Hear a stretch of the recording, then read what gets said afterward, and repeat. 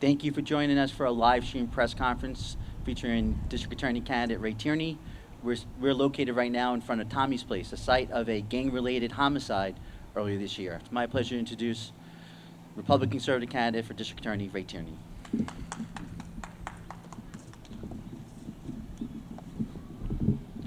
Thank you. And as John said, we're here specifically to talk about the spiraling gang violence in general in Suffolk County. That's due primarily to the inaction and incompetence of our district attorney. And this press conference specifically is in response to Newsday's article with regard to the skyrocketing rate of gun violence. And according to that article, there's a 23% rise in shootings. Not only that, but there's a 50% rise in fatalities. According to the article, they indicate that there are 12 gunshot fatalities this year. I actually have 14. But whether or not it's 50% higher or 75% higher, it doesn't really matter. The facts are something needs to be done. And that's in addition to our overall murder rate of 23 for this year, which again is entirely too high. And so what I want to discuss is some of the causes that were discussed in the article, but perhaps more importantly, I want to discuss the solutions and what my office will do to combat this rise in violence and reduce it. So according to the article, according to the commissioner, that this violence is being driven by gang-related violence. There is a flood of illegal weapons in our communities, and that all of that is completely true. The third reason giving is that there were fewer law enforcement seizures due to the COVID pandemic. Now, in my view, that is completely unacceptable. It's completely unacceptable for anyone to use COVID because while COVID is a clear... that's what I'm trying to do, sir. Thank you. So while there is a lot of COVID-related, and COVID is certainly a serious situation, so is gun violence. And that's what my office will be primarily concerned with, and we are going to combat that gun violence. My solutions lie in three primary areas. First is I'm going to develop a crime strategies unit. I'm going to have a dedicated centralized gang unit, and I'm also going to have aggressive prosecution. And when all of those three factors are taken together, it will have a great effect on what we're experiencing. And listen, folks, this is important because we're seeing an unprecedented level of violence in our communities, not only in our traditionally underserved communities, which unfortunately they are no strangers to such violence, but we're seeing the violence in such areas as Wisconsin, in Farmingville, in Holtzville, where there was a murder steps away from where my wife and I walk every night. Santa Mariches, the marina down in Bayshore, as well as Port Jefferson Village, where I'm standing here right now.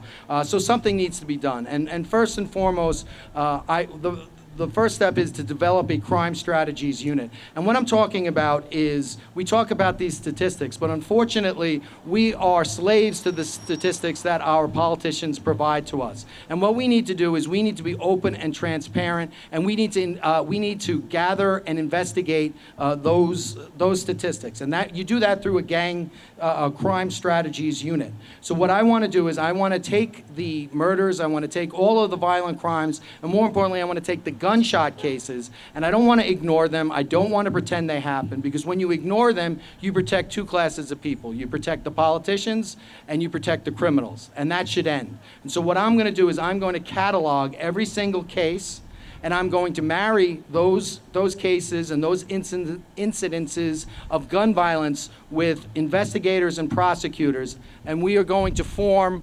a bureau wherein we investigate not only the individuals but the gangs they belong, and we will bring together gang conspiracy cases. And that brings me to my second point, which is the dedicated gang unit.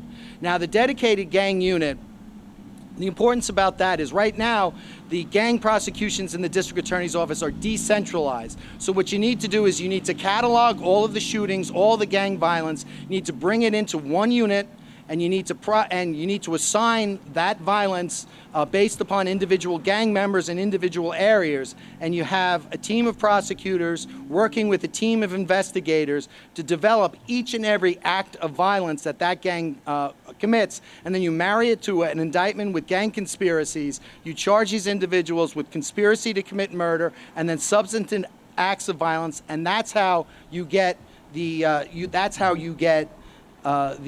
heavy sentences. You marry the violence to the conspiracies, and the substantive counts are what gives people substantial sentences, and that's not happening now. The last part I would just add is, and this is probably the most important component, the most important component is we need to aggressively prosecute the cases that we currently have, especially in the gang area. When I looked in April of 2010, I saw that there were over 100 cases, gun cases, criminal possession of a weapon, criminals who illegally possess handguns, over 100 of them, that they have not been prosecuted. And that is unacceptable. What is the delay? Why are we dragging our feet? If you have an individual who's walking in our communities with an illegally possessed handgun looking to do harm to our communities, you immediately prosecute those individuals. And the precursor to that prosecution is indictment. Okay, so we need to do that immediately, and that's not happened. As I said, in April, over 100 criminal possession of a weapon cases have gone unprosecuted, and that's unacceptable. And the other thing is, in addition to prosecution, it has to be aggressive prosecution. Criminal possession of a weapon is it's a Class C violent felony. That means the minimum is 3.5 years in prison. The maximum is 15. So what is the district attorney's gun policy? I submit to you he does not have a gun policy. Okay, my gun policy will be, if you possess a gun, you will be indicted and you will be charged with the top count, and you will do an upstate sentence of incarceration. You will do at least 3.5 years incarceration. That is the policy. Okay, that is how you aggressively combat this issue. And that's what we need to do. Are there any questions? On a practical level, is that something you can do immediately taking off? Well, yeah. Well, what you need to do is you need to set up the apparatus, and then once you set up the apparatus, you put it into motion.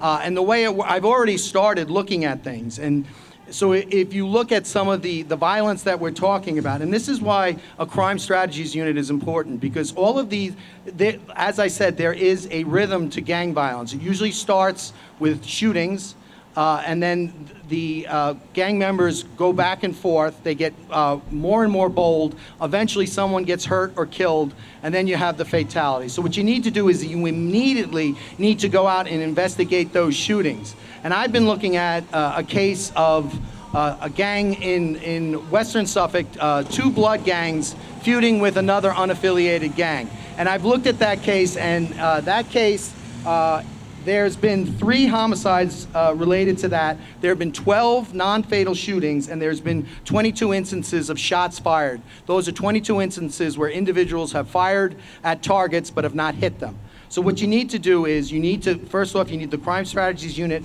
to look at that, to analyze that, to collect the evidence, and then you give that to your gang unit, and they investigate that as a team. You have investigators. Each team of investigators investigates each side, one gang as well as the rival gang, and then you team them with law enforcement, with police. You identify, you solve those individual acts of violence, including the shots fired. Then you put them together with gang conspiracy cases, and that's how you get high sentences. In addition to that, again, with regard to criminal possession of a weapon, again, you indict them immediately, and then you charge them with upstate periods of incarceration. 3.5.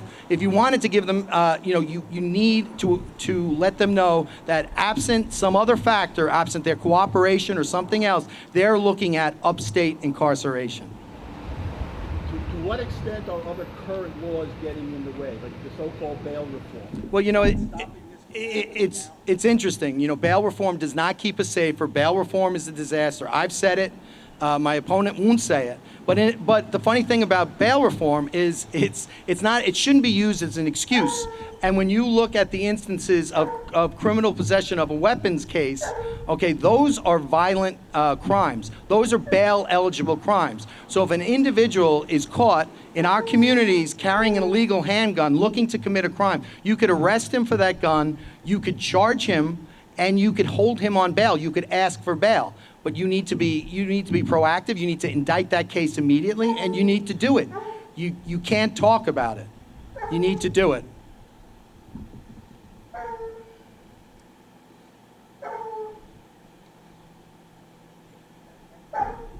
Thank you.